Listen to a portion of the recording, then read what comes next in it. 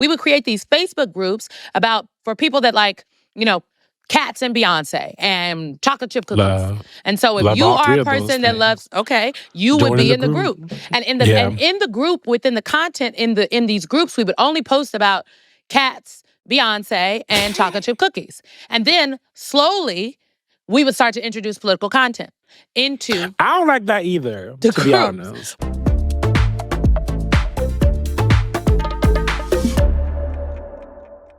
I just want to preface this entire episode with, and please leave this in, Eugene and I, for the next 2 weeks, for the people that listen to this podcast, I know you're like, oh my God, I love Simone and Eugene together. Y'all are so funny. I really feel like I'm in your group chat. Let me tell you something. Y'all about to be tired of us. I'm about to be tired of Eugene. He is guest hosting every night, okay? For 2 weeks. For about 2 weeks. Yes. We doing these podcasts. We going to Atlanta to do a live show. This is like the test of the relationship. It's like during COVID when you were like stuck with your partner. It was like, if you make it out of COVID, you can make it anywhere. If we make it out this 3 weeks, we could make it anywhere. Well, you know what? When I came out of COVID, I had a ring. So hello. Greetings. Hello. Let's get into it, okay? You did. Greetings, folks, and welcome to Clock It. We'll see how long Eugene and I last. We are taking bets in the comments for if our relationship will survive this next 3 weeks. Not Kalshi or Polymarket, though. No, not those kind of bets. Fake okay, ones. regular, Yes. exactly, regular bets. Mm-hmm. As you know, they have so often been this spring and summer. Gas is up, Eugene. Inflation is up, and the morale is low. Indeed, Trump is now polling at the same rate his war in Iran is, 39% approval. That is low. That is low. Very But low. you know what, folks? Y'all made it to Thursday, okay? Clock the day. The news isn't great, but we look good. We do. She looked like Calypso from Odyssey at first, so we made her change. I still have the pants on. We're going to kick it off this week with a checkup on the DNC. The big news, you guys probably heard about it, is that the Democratic National Committee has changed its presidential primary calendar. We're going to start there. There's a lot to talk about. Last time they did this, in 2024, South Carolina went first instead of Iowa, which had been going first for 52 years. I was at Iowa in 2020. It was raggedy. That's one reason why they lost their seat. Next time, in 2028, South Carolina will go first again, which had been in doubt a little bit, not gonna lie. But late last week, the DNC voted to change the order of the primaries. So after South Carolina, then you have Nevada, then New Hampshire, then New Mexico, Michigan, and Virginia, then Super Tuesday. Now, this still has to be voted on by the whole DNC, but it appears that this is kind of where we're going to end up. I want to talk about why Democrats changed the calendar again while keeping South Carolina first, certainly in front of Iowa, because almost a quarter of the people who live in South Carolina are Black. About 4% of people who live in Iowa are Black. And as we all know, Black people are the foundation of the Democratic Party. But I will think? also 'Cause just say I'm a Black person from the Midwest. Okay, so Yes. also as a Black person from the Midwest and neighbor to Iowa and You Nebraska. exist. Right, we do exist. So the Black Yeah, people but at in low Iowa numbers. matter too. Yes, we love them. But We I love would the just whole argue diaspora. the reason I'll say 3 things on this. My first thing is that the primary calendar is for the Democrats. Okay, I'm gonna speak to what I know. I'm a former DNC member. Yep. I have also been previously a consultant for the DNC. She's and elected a president. I've elected a president and I've lost the presidential race. So I feel like I'm quite I don't wanna qualified, bring that actually. one up. Well, you know, the losses matter too. I still believe in the political revolution, okay? Fist emoji. Fist emoji. Power to the people. The primary calendar is designed on the Democratic side of the aisle to put the nominee, whoever the eventual nominee is that emerges, through a very rigorous test. Yeah. So the first 4 states, there's actually, long story short, there's a rule inside the Democratic National Committee bylaws that say all of the states cannot hold any contests prior to Super Tuesday, essentially. The language doesn't say Super Tuesday. It says like the first Something else. Tuesday Yeah. in March, but that's Super Tuesday. And the rules of the Democratic National Committee say if you would like to hold your primary before that, the DNC understands that if there are primaries that should go earlier, and they will issue a waiver. So what happened is the Rules and Bylaws Committee of the Democratic National Committee, they met, they had been meeting for a long time, and they decided to vote on weeks, okay? And so the states that Eugene laid out are the states that got the waivers. And they picked the order of the states. I think the order matters, okay? Do you think this is a good order? Yes, but I do think that the role now of a state like South Carolina changes. South Carolina used to be a decider in the presidential primary process. So that's why people in South Carolina, when you talk to them, they often say, South Carolina chooses presidents. A lot of times, if you end up winning the primary in South Carolina, you go on to win the Democratic nomination. And Super Tuesday, and then you're off to the races. Yeah. Now South Carolina is not choosing presidents. South Carolina's role in the process will be culling or narrowing the field, which is still a very important, which is a very important process. Because if you cannot win Black voters, to your point, you will not be the Democratic nominee. But you also have to be able to win Latino voters, and Hispanic voters, white people, Arab Americans. There's a lot of people. Come on now, rural areas. They want to know if some moderate voters would be willing to vote for you, and that young voters, old voters. Come on now. Y'all got a big tent over there, the Democrats. So it's a long list of people you have to win. The tent is very vast. And so I do think that this calendar, these states that got the waiver do provide a rigorous test. The second thing that I'll say is I think it is very notable that there is a week-long gap between the last contest and Super Tuesday. So the last contest in these waivers happens, and usually then Super Tuesday is literally the Tuesday right after that. This time, candidates have an entire week to get their ish together and potentially make a run on Super Tuesday, which matters because that is the place where the most delegates will be awarded. Lastly, for all these people saying, oh, why are we not focusing on a state that is a battleground? Oh, my goodness, these people are, South Carolina doesn't matter. Why New Mexico? I encourage you to look at the media markets, okay? This is, okay? South Carolina shares media markets with key places in North Carolina. That matters. And it's cheaper to advertise in South Carolina, right, than it is to advertise in North Carolina when it comes to the general election. Not to say that people won't be advertising in North Carolina, but that's just one example of how a state can play many different roles. So I think this is good. It was trying to be a black and brown thing, though, within the party, Eugene. It was. It was a little black on brown violence, but, they come together. Yes. You know what's interesting to me is my family's from South Carolina. We've talked about that a lot. My husband is from South Carolina. Yeah, so we got a lot of South Carolina roots. So you go to South Carolina very soon, I think. I'm going to child. So, Isle of Palm, clock in. I thought it was interesting that they kept South Carolina because originally the conventional wisdom was the reason South Carolina was number one in 2024 was because of Biden, right? That it was just to make sure that Biden didn't get anyone to try to take his spot. Let me see how well that worked out. But so I thought it was interesting that they kept he did there. win the primary. That was it. Didn't keep it. Move on. Which matters. Keeping it matters. But I do think that I was talking to someone the other day, and they said, doesn't this dilute the power of Black voters now that they're, as you said, not the deciders, but they're culling early? And I said, what I think is interesting about these states and the ones that they chose is that it represents really well the Democratic coalition, right?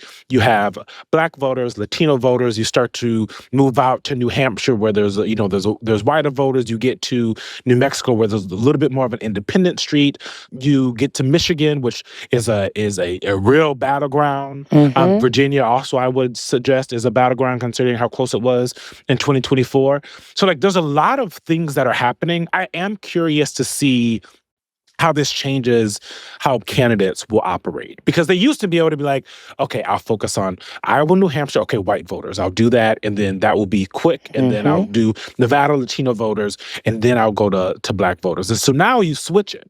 You have to think about Black voters, Latino voters, and then getting to white voters. And what does that argument look like? And frankly, I think what they're going to find is there's a lot of cross-pollination is not the right word, but that's the only word coming to mind. That's there's a terrible lot of word. Connection. Overlap. There's overlap. Thank you. There's a lot of overlap between all of those voters, especially right now, right? There's the economic issues. There are issues of safety. So I think it is going to be easier than some people think to go after all of these voters in different ways. But they're going to have 6 weeks where it's going to be like bam, bam, bam. And I'm kind of excited. As a political reporter, it's kind of exciting. It's very exciting. I think that this particular calendar, to me, elevates the South Yeah. Also gives still heft and weight to the Midwest and the diversity of the coalitions that exist within the Midwest. And maybe, Simone, it will make the party take seriously the South in a different way. Like, Georgia is the best example of what it looks like when you invest heavily into a state that you haven't won in a long time. So I understand when people are like, oh, South Carolina will never. It's like, yeah, with that damn attitude, you know what I mean? If you run around saying something's never going to happen, it is actually never going to happen. And I think that I am interested to see what it looks like if the DNC, Democratic groups across the country, because there's some popping up all the time, Democratic groups in South Carolina, what the investment looks like when the South is actually much more early on. How much are they actually going to put people on the ground? Yes. Think about it. Like when you are first, I think that it is no small thing that South Carolina is first. I don't understand how people are like, oh, diluting the power of Black voters. Now people have to turn all their attention first to South Carolina. I remember on the campaign trail in 2020 and when I was on the campaign trail in 2015, 2016, there is always like a fight amongst the advisors about where do you go.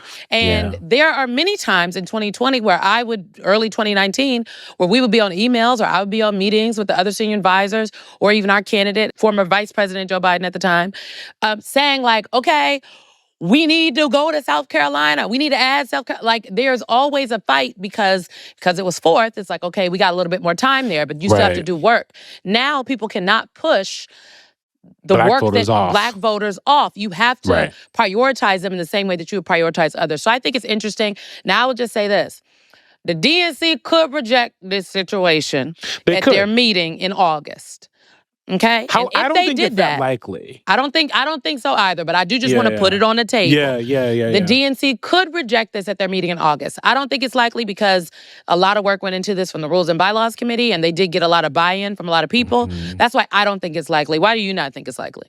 Same reason. And also, like, at this point, and we're going to get to this right now, as a matter of fact, the DNC, I think the DNC members are exhausted by bad news about their organization being out in the world. So I think there's also like a little bit of like, child, let's just say yes and not fight anymore.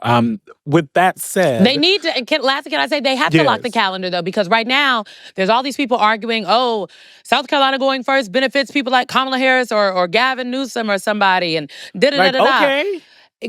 First of all, we don't know that. But secondly, it's better to make the decision now than in January of 2027 when people have already declared that it really does look exactly. There's always a state that's going to benefit somebody, right? Like in 2020, Iowa and New Hampshire benefited Bernie and Pete. Right? So like, and that's what we saw. In 2016 as well, Bernie Sanders won Iowa in the primary. I was there.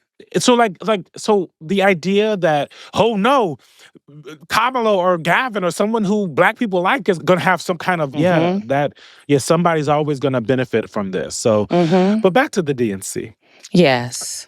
So there was this report on Sunday, and a couple of different reports. It was like, bam, which report are you talking about? The New York Times? All of them, child. So there's the New York Times Notice and the Bulwark. My girl Lauren Egan over at the Bulwark. These are the kinds of things that were in there. One, there was an HR complaint filed against Ken Martin for throwing, was the word used in the article, a phone during a heated conversation with the staffer. Now, was it a toss? Was it a throw? Like Naomi Campbell? Like, what was, we don't know. But that was what it was said. It also said that the DNC used its building in D.C. as collateral against a $15 million loan in 2025, which, according to folks I've talked to, and they said this in all of these stories as well, that has happened before. That is not. Yes, in 2018 and 2019 and in 2014. So I don't know why that was the headline in Notice, to be honest. It's part of it there. And then that they are in debt by $2 million, I think was the number. And now there's a lot there. And we've, I think, talked about this. Sometimes I can't tell if we talked about it in our personal lives or on the podcast. So we're just going to do it. When I talk to folks like Ken Martin and folks that are allies of his, they say the reason we broke is because we're spending the money in helping people. And that you can see that in the ways in which Democrats have been doing well all over the country. What I think is really fascinating, one is that these all came out at the same time. Right? Which tells me that somebody in the DNC, somebodies, are not happy with Ken Martin for whatever reason. And I think that when you see this kind of coordinated effort, there's a lack of trust in the leader, right? Like when people start talking, people that don't talk, that means that the team is running well, right? Like when there's not leaks, that means that things are happening. You don't need to remind me. Yeah. You know I know. Yeah, Hey, Smoke, can I get comment? I am not going to help you tear down a Black woman today, Eugene. She did say that. No. And I was like, but call me back. And once you're ready to write, I will give you a comment. And she did. That used to be our relationship, y'all. It's still kind of our relationship. She still yells at me. But I think it's interesting that there's not a love for him within the DNC. And when he won as chair, part of the reason why was because he had relationships with the state party chairs. Mm-hmm. He did not have the relationships that Ben Wickler, for example, had with like the national folks. So I do think like from jump, he was always going to have this issue. I did when I was over at Politico, we did like a forum. And so what I took from that when I was like on the ground talking to DNC members and folks is that there was a lot of love for Ben Wickler, kind of from more online-y national Democrats, people who are probably more likely to call and have the phone numbers of the folks that work at the New York Times, the Bulwark, and Notice, right? And that the state party chairs were obsessed with Ken Martin. That is what I think is, a lot of that is playing out right now. Which is when you do talk to state party chairs, many of them are pleased with him. They get money. I think there was some reporting from Greg Bluestein, one of the contributors at MS, but at the AJC. You have it right now? Yes, I have it right now. I went and pulled it up. Yeah. This is what Greg Bluestein wrote. The Democratic Party of Georgia just announced it will have 30 field offices opened by early August, along with 60 full-time field organizers and more than 100 coordinated campaign staffers. The biggest operation the party has ever had at this stage. Now, to be very clear, you do not get that without the support of the national party. The DNC has been transferring money regularly to the states. Now, to be very clear, this is not like a Ken Martin special, because Jamie Harrison, when he was the DNC chair, he transferred a lot of money to state parties. But one of the negotiations that Jane Klebb, who is the chair of the Association of State Democratic Party Chairs and also a vice chair of the Democratic National Committee, also the chair of the Nebraska Democratic Party, go Big Red. Nebraska obviously elevates leaders, okay, if I do say so myself. Oh my God. If South Carolina chooses president, Nebraska elevates leaders. Clock in, okay? You have a point. Well, yes, I do have a point. My point is that Ken Martin has sent even more money to them regularly. That was one of the things that they negotiated and they got. And so money to the state parties matters, but they got it early, which is why the DNC is in debt now. Let's be honest, they also had to pay off some money from the Harris campaign, because the Harris campaign was in debt. Vice President Harris, when her campaign ended, she too went and did some fundraising to help the DNC offset those funds. But they had a lot of money to pay out. Now they have raised. Now Ken Martin did this. He has a Substack basically, and he basically said that the DNC on July 20th, the current DNC has raised the most money of any DNC without the White House in the 198-year history of the Democratic Party. I encourage people to go look at the Substack. He explains in here why they don't have why they don't have as much money in the bank, because they're not keeping it till the very end. They're spending it early and often. They flipped state legislative seats. They were held by Republicans in Mississippi. Overperforming all over the country. Yes, that matters. So my question to you is, $2 million to us is a lot of money. $2 million when you're talking about the amount of money that is flowing through politics is like peanuts. I feel like you should be able to sit down as the chair of the Democratic National Committee and call a few people and get the $2 million. Like, I just feel like what I've seen over and over and again from people like Rufus Gifford, who worked on the Harris campaign, and some other folks, Shannon Watts, they have said on Twitter, the X, whatever the hell, Threads, that they have not gotten calls from him asking for money or asking them to bundle them money. And I do wonder, like, as someone who's been in the DNC, when you hear something like that, there's a disconnect from how people normally do this, right? Fundraise and are able to fundraise, and what Ken Martin seems to be doing based on what these folks are saying. Okay, so first of all, I think that what Kim wrote in his Substack on the 20th of July is true. Yeah. They have raised a substantial amount of money. A lot of that money has been from grassroots donors, but they've also had some high dollar donors. Yeah. I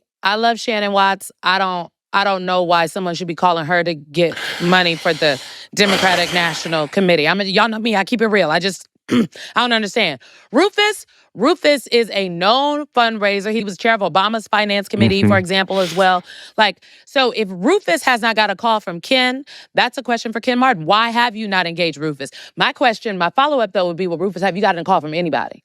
And are we holding out for our call from the chair? I don't know. I haven't asked him. I'm going to ask. Maybe I'm going to text while we doing this thing, and I can circle back. Let me text him right now. Where's my phone right at? Now. Let me, Because I do think that aspect of it is interesting. And I can't figure out why folks are so upset with Ken Martin internally. It sounds like his leadership style is a little different than what they're used to, maybe. He always does say that, don't be tricked by the Minnesota Nice. He has said that on all of our shows before when he get into the cussing. So I do, it is interesting that there are a lot, people have lots of questions about how he But let me just say with this. them. Look, does everybody like Ken Martin? I think the reality is no.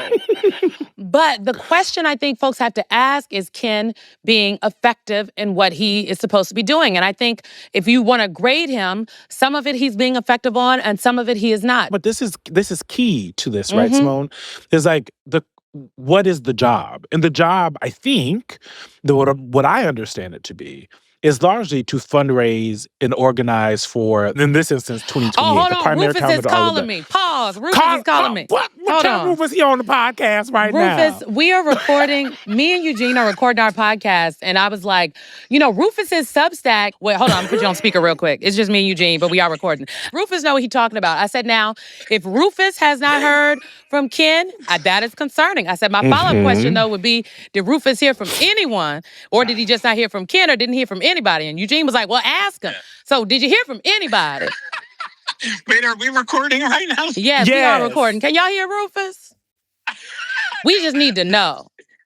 I love my friends at the DNC, and it's not that I haven't been in touch with my friends who've been working at the DNC for a very, very long time. And I was invited to events and all the rest. But did they ask you to bundle? Because I think you make a good point in your Substack that's like, look, there's money to be got. And some of us know how to get that cash. And one thing I can tell y'all now, Eugene, one thing I can say about Rufus, he can raise money out of paper sacks. He knows how to get some money, yes. And not just any kind of cash. Rufus can get real you money. Millions of dollars, okay? Right. This is what I'll say. This is what I'll say as the answer to that question, Simone. I hosted the DSCC last weekend. I'm co-hosting the D-Trip this weekend. I'm hosting Tallarico at my house on Sunday.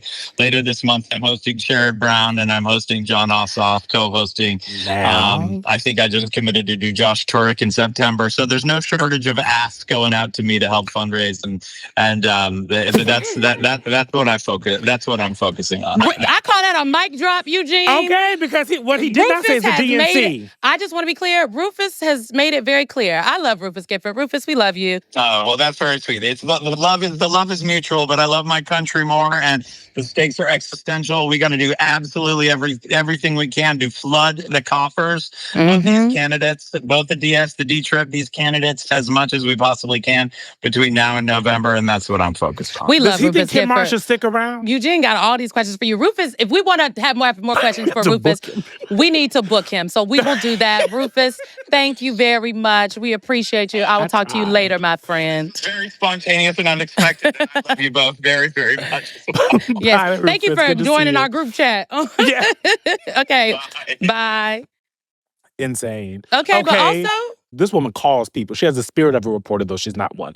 Thank you. Thank you for seeing me. Yes. But what I heard from that, he mentioned a lot of people he did not mention was the DNC. Yeah. That's He said Yeah. he mentioned everybody but. Again, I think that those are follow-up questions for the DNC. Just so people have a little backstory, Rufus, who, he is a veteran diplomat. He's a political strategist. He's a longtime leader in Democratic politics. Fundraiser. Yes, a fundraiser. He played very senior roles in presidential campaigns. He was the finance director in 2012 for Obama's re-election campaign. He was the deputy campaign manager for Joe Biden's 2020 campaign. He ended up running finance in 2020 and was the chair for re-election. And then he raised the monies for Kamala Harris when she took over. So he does know what he is talking about. Did I tell you about when the people was calling me trying to get rid of Ken Martin? Why would they call you? Child, okay. Why would they call you? I was like, I have a job.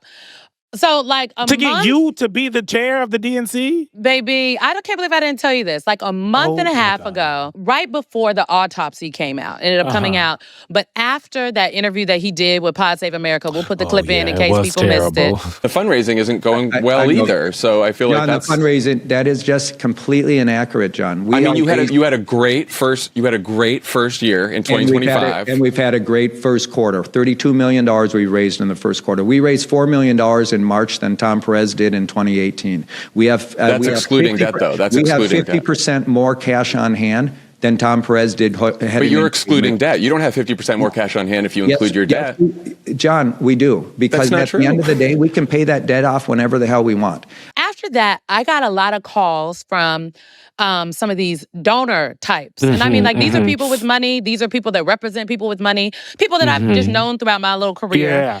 And someone that I'm really good friends with, they sent this person to call me. And they were like, the donors want to, like, we need to get rid of Ken. And I was just like, well, who is the we, first of all? And so why are you calling me? And my second question was, and what do you think I can do for you? Right. And they're like, well, we have a list of names, and I said, well, strike my name off the list for two reasons. One, get me the hell off that list. I have a job that I love. I said, two, y'all cannot pay me enough because I have a job that I love. I said, but also, a bunch of donors ain't about to get rid of Ken Martin at the DNC. No. And I told this person, I said, did y'all not learn y'all lesson when y'all stabbed Joe Biden from the front on national television for 2 weeks? Thinking that you could dictate the process when you got him out, only to turn around and be, as some people said, I would not say this, but stuck with Kamala Harris because they didn't know the process? Okay? You got to know the process. And the process inside the Democratic National Committee is the DNC members can call at a meeting, can do a majority vote, and they can remove the chair. And then a vice chair that has been designated within the DNC will take over. And then there will be another election of DNC members, and they will decide who the chair is. And I was just like, y'all, if y'all feel like y'all want to go through this exercise to make y'all feel good, have at it. But this is not going anywhere.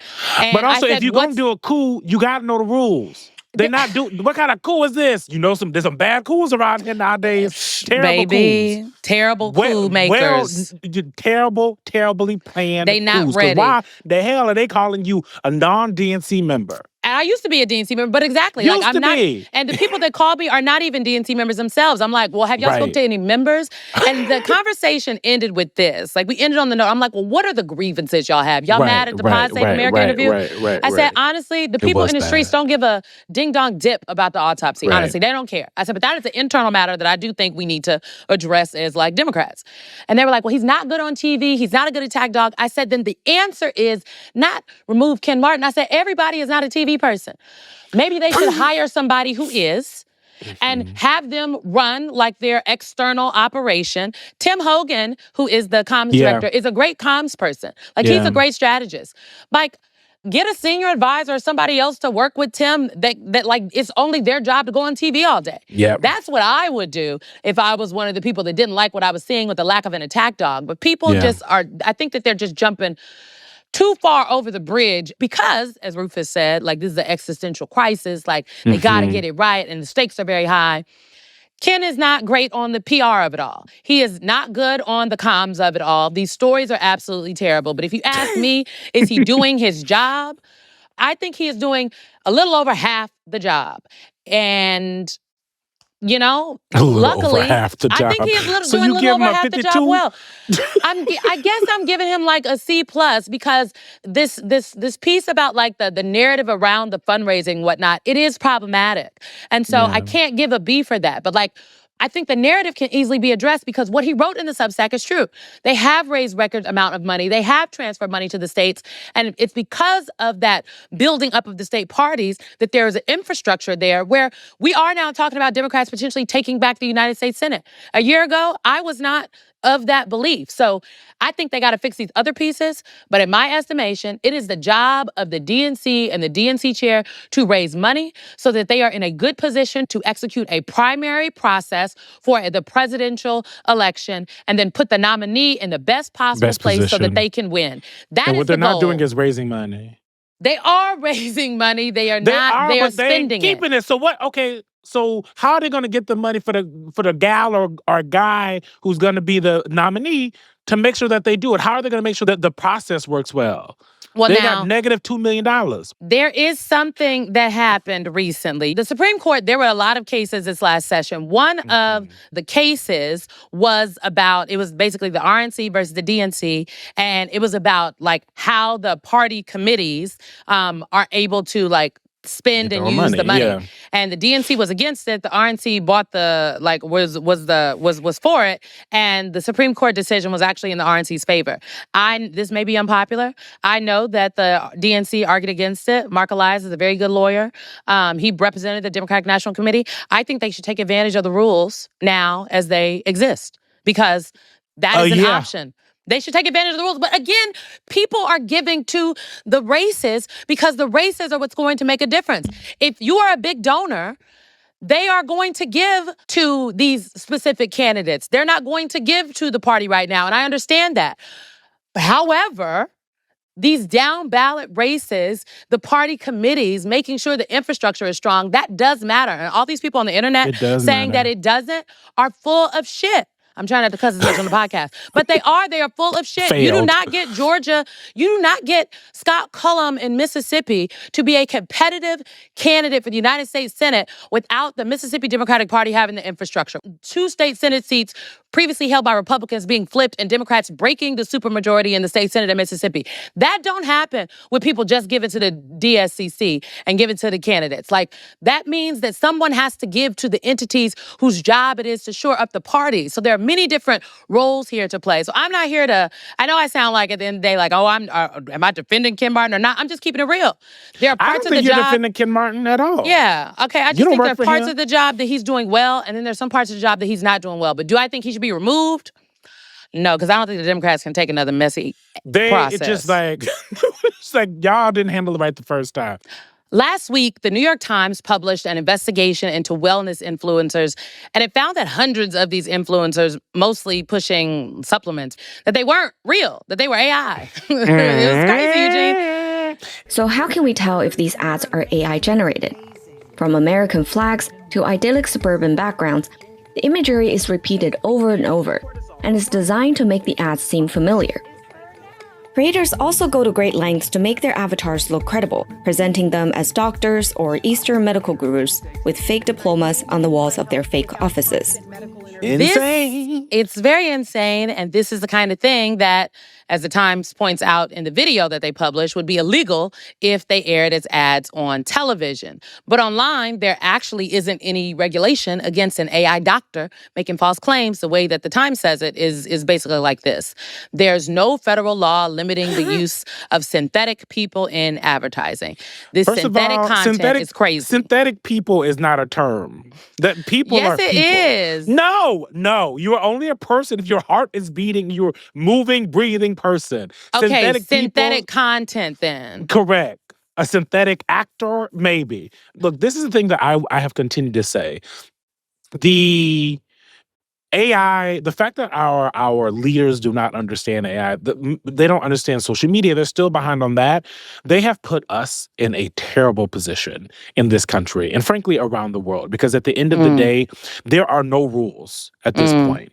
And, telling a fake doctor telling people to take a supplement is actually dangerous. That's why there are rules about ad making when it comes to telling people they should take something, because they don't know anything about it. Now, these people taking this advice also don't know that they're taking it from AI. And I think like this is what I'm talking about when I'm like, well, I'm scared of it. I am thinking about iRobot starring Will Smith from the 2000s, where the robots was killing people.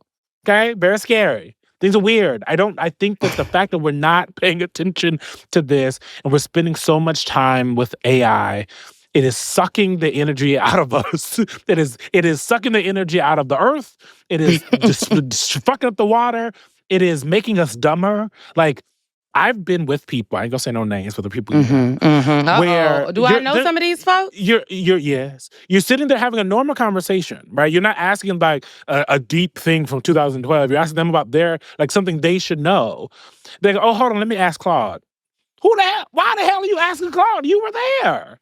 Like, so that's like why it's like, this is why it's so concerning to me. It's like, why at the end of the day are we outsourcing thinking?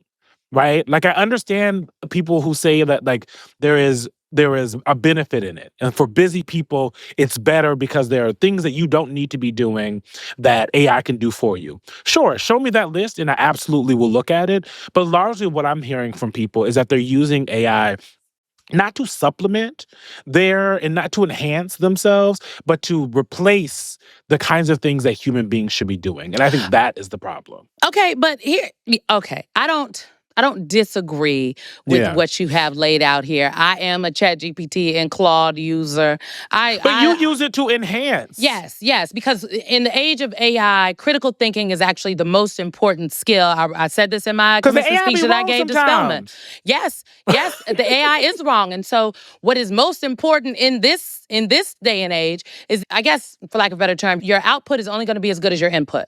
And so AI is not going to replace the thinking. The critical thinkers are going to be what is needed for society right now. But this is why I think the New York Times piece was interesting to me, because I think a lot of time and energy has been spent on hypothetical deepfakes, right? That could appear right before an election. Joe Biden in 2024? Yes. Yes. But I actually think the immediate issue is this, is fake people building real audiences, fake accounts, filling comment sections, and then synthetic crowds trying to shape what other people believe. Like, if you don't know... I mean, I myself got caught up on some AI the other day. You know, I'm a quintessential consumer. There's one guy, I forget what his name is, but he's like a fake congressman that's on there. It's also like that. I don't know if he's AI, but CNN got caught up on this. They used him in a roundup of what members of Congress were saying about a topic the other day, and everybody on the internet was like, "This is a fake account." Real. Right. There was an ad the other day. I think it was on. I saw it on Instagram. Then I saw it again on TikTok, and it was. You know, it was for like it was like a big like box, but it was clear. It had straps, and the lady in the ad got in it, and the ad was showing how you could put all these things in it. And I was like, oh, I need to get that for my deck, so I can put all the pillows and stuff in there, and leave it on the deck, and it can get rained on. And I kept seeing it, and I'm gonna tell y'all, I almost went to go find it and click to buy it. Why was the people in the comments like, you don't see this is clearly AI? And I was like, is it AI? Is it clearly? So, like, this is a deep fake can try to fool us about one event or one person, but like this fake crowd stuff, this synthetic crowd situation, these bots online, like, I think that is a real danger here. Let's remember in 2016 when there were bots from Russia that were engaging in stoking the fires that already existed within our country online. And my understanding is that the bots were like, actual people who were Russian who were doing it. And then they created these bot farms. So then it was fake. Think about all the damage that did in 2016. For those of you that are worried about Donald Trump being president. Think about the ways in which that changed the conversation in this country. Think about the ways in which we as a country have gotten harsher with each other, meaner with each other. And a lot of that, I think, comes from social media. And you never know who you're talking to. The people that be writing us, talking about, you raggedy bitch. I don't know if that's a real person. You never know. And so you have, like, from that to the actual real concerns that we should have about how it changes the way we are thinking about each other, I think I think this AI, and I'm not just in. I say that like the robots are going to kill us.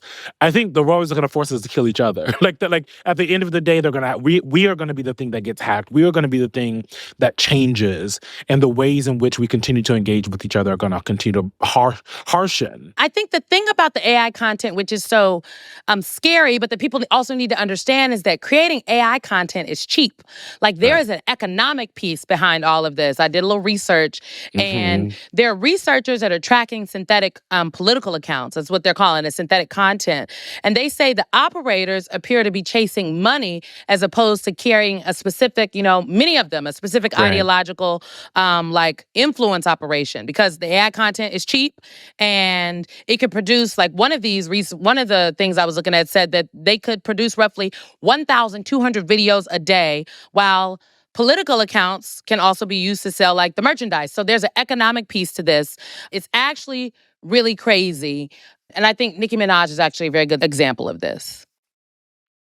How? Okay, you might have missed this, but Nicki Minaj's, well, not specifically her, but her online audience is an example. Like are the barbs real? And I say that because Politico reported on an analysis that actually classified roughly, I think it was like 1/3 of the accounts engaging with a group of her political posts as fake. But the analysis, it didn't accuse like Nicki Minaj of buying or directing the accounts. No, right? It's not her. It's just happening. So the question is, who is doing it? And the findings were disputed, but like, But who does want you, me, the people online to be fighting each other, right? Like who? Elon Musk, who owns X. I'm accusing him. I'm just saying he owns X. He owns X. And it's interesting that on X, constantly we're finding that a lot of the things people engaging in, especially political content, are bots, are not real. And, don't nobody, but it's like 7 people work at X after he done fired everybody when he went in there. And so like the guardrails that were there, which were already flimsy to begin with, do not exist. And so we have no idea who we're engaging with. That's why when my mom would be seeing people talk mess about me on the internet, she'd be talking with, I'm like, Mom, girl, you probably talking to some robot. Please, no reason to engage in that, because you don't know who's real and who's not. I think this often gets framed as a media literacy problem for individuals. But honestly, Eugene, I just think that misses what is really happening. That's really what you just laid out, because ordinary people, they cannot see account creation data. They can't see this coordinated behavior. Common administrators, they can't see that, or who controls the network, which is why, to your point, the regulation of this, the elected officials knowing what questions to ask and, really getting tough with these platforms matters. Media literacy matters, but it is not a substitute. And I think this dovetails to the last piece we wanted to talk about today, like the political influencers. This is why the conversation about what's happening online versus what is happening out there in the real world, matters. like I think it does matter, because as we used to say when I did campaigns, Twitter is not real life. Like you got to go out and touch grass. And that doesn't mean that what happens on the internet does not matter, but it should not dictate what campaigns, candidates, and individuals are doing, which is why I found the rise of like these political, everybody calls them influencers, but also, Carrie, my sister-in-law, was educating me and my mentee Natalia the other day. There's content creators, then there's influencers. And a lot of these people What's the difference? Well, I asked the same question, child. Carrie said, we are influencers. And I was like, no, we are hosts. I'm a host. And that's what I said. I said, don't be saying I'm an influencer. She said, no. You are a person of influence. And so like people are coming to you because they believe in what you're saying. And she's like, you could put a lipstick on the thing and say, I'm just saying this thing works. Or you tell them something about politics and you are influencing what they believe. They believe you. She said the content creators are people that are just, they create content, they have thoughts, but they're not necessarily people of influence. So all content creators are not influencers. And so I think that there are a lot of political content creators and political influencers right now. And the big question, frankly, is about where the money coming from, who's paying them, and how. Now let's get into that because there are these real life influencers, real people, not synthetic, who one could argue are also behaving deceptively. Many people on the internet have argued that. Last weekend, MS Now's Brandy Zadrozny published a story about quote unquote Michigan moms posting on TikTok saying they're worried about their bills. And because of that, they're going to vote for Haley Stevens in the state's primary next week, but they're all using the same exact language. Listen to this. Make that make sense. Make that make sense. This makes sense. Make it make sense, Michigan. And before long, the same account started posting a seeming solution to their financial troubles. Haley Stevens has my vote. Which is why Haley Stevens is going to have my vote. That's exactly why Haley Stevens has earned my spot in this primary.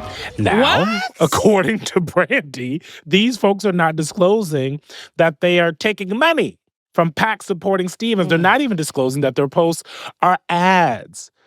So I think this is why the AI guardrails matter, but they're also like just in general, the ways in which the world around politics has changed so much and so quickly, frankly, and our leaders have no idea what the hell is going on. And so then you have these people He's saying that because Jim Clyburn was I didn't say that about a podcast Jim Clyburn. I said people. and said he didn't know All nothing of about them. ChatGPT. He We said could he play had the heard about clip. ChatGPT last Till week. last week, I was like, sir. Do you use AI? Have you ever used an LLM? No, somebody was telling me I ought to, but I never have. No ChatGPT, no Claude for you? Believe it or not, I didn't know what that was until about a week ago. Which one? ChatGPT or whatever it is. You didn't know till a week ago. Wow, I'm jealous. You've got Yeah, yourself in a bubble. That may sound strange to you. I don't know. I didn't know what that was. It's not just, Mr. Clyburn, who is, old, but there are also lots of members of Congress. When they bring Zuckerberg or any of them fools in front of Congress, they ask them the dumbest questions. There was a question one time someone said, when I'm on Wi-Fi, can you go into my phone? Like, sir. Mr. Chu, does TikTok access the home Wi-Fi network? Only if the user turns on the Wi-Fi. I'm sorry, I may not understand the So if I have question. TikTok app on my phone and my phone is on my home Wi-Fi network, does TikTok access that network? It will have to access the network to get connections to the internet, if that's the question. Is it possible then that it could access other devices on that home Wi-Fi network? Congressman, we do not do anything that is beyond any industry norms. I believe the answer to your question is no. It could be technical. Let me get back to you. That's not what Wi-Fi is. What do you mean? We need better Like, what are y'all briefings. talking about? Like, it's just terrible. The staffing's terrible, and the members of Congress don't know anything. And so, like, when you have folks like this saying the same thing over and over and over again, again, the question is, where's the money coming from? And most importantly, why don't they have to tell you where the money's coming from? And the Michigan, we should underscore that Michigan's primaries is coming Tuesday, August 4th. And it matters because Michigan is a seat that Democrats currently hold. And we'll talk about, we'll get into this. And yes, we talking all about it in next week's episode. We breaking down the map. Okay, so y'all need to come After they back. We win. got thoughts. Yes. So whoever wins in Michigan. But I just think that this is it's not a side note if people are like, if people are being paid or not, because that clip from Brandy Zadrozny very clearly to me says that there was a script that was passed out, okay? And that people created their content from the same script. Why does that matter? Because people are looking to these content creators or these influencers, frankly, to say, because they believe them. They're in community with these people. And so if I'm in community with you and I trust you because we are in community, I'm more susceptible to an argument that you are going to make. After the 2020 election, I went to go work for Priorities USA. It was a super PAC. I've worked everywhere. Me and Brian Fallon with Guy Cecil, we helped relaunch Priorities USA. And one of the things we focused on was digital. And in the lead up to that midterm election that year, pardon me, not after 2020, after 2016, in the lead up to that 2018 midterm election, one of the things that we focused on was the digital economy and these communities. Now, we have rules that we use. We did not, exploit people based on race, religion, or anything like that. But literally, we would create these Facebook groups. I'm not giving anything away. Republicans have been doing this. People are doing this. We would create these Facebook groups for people that Cats and Beyonce and chocolate chip cookies. And so if you are a person that loves, you would be in the group. And in the group, within the content in these groups, we would only post about cats, Beyonce and chocolate chip cookies. And then slowly, we would start to introduce political content into I don't like that either, to be honest. Well, I'm just saying, but like this is a version of that. And so Right. we've No, this now is a taken worse it off of version of that. Facebook. Yes. Right. We've taken it off of Facebook and now it's these political influencers or these political content creators. So I do think what is important, one, I think that content creation is hard. Okay, I be having to edit my Seems like a little terrible show job. shenanigan videos myself. Okay, it's very hard. I think that the content creators and the influencers, they should be paid. I'm not mad they're getting paid. People pay consultants. Okay, but when I was a consultant and I would go on television, when I was a spokesperson, it said in the Chiron who I was working for. And Right. I think it's important that the people disclose if they are being paid and why. Because not to say that being paid influences what you say, but I mean, people need to know. When all of those things are the same. I mean, like, just to be clear, and this is probably Standards going to get on us, so I'm going to make sure we say this. MS Now reporting found that coordinated pro-Stevens content matched the pattern of a paid campaign, but did not establish who paid for it or connected to the Stevens campaign. It is interesting, to say the least. But like Simone said, next week we're going to talk much more about the Michigan primary. We'll be all over your TVs on Tuesday night, and on the podcast we'll bring you our post-game analysis. Plus, we're going to zoom out, baby. We like to zoom out here, broaden the conversation to how the midterms are starting to come into focus. Yes, we are less than 100 days out from Election Day. Clock in. We're so I don't know what close. this is. Are these eyes? I'm zooming in. Focus. Oh, zoom in. Yeah, we're focusing.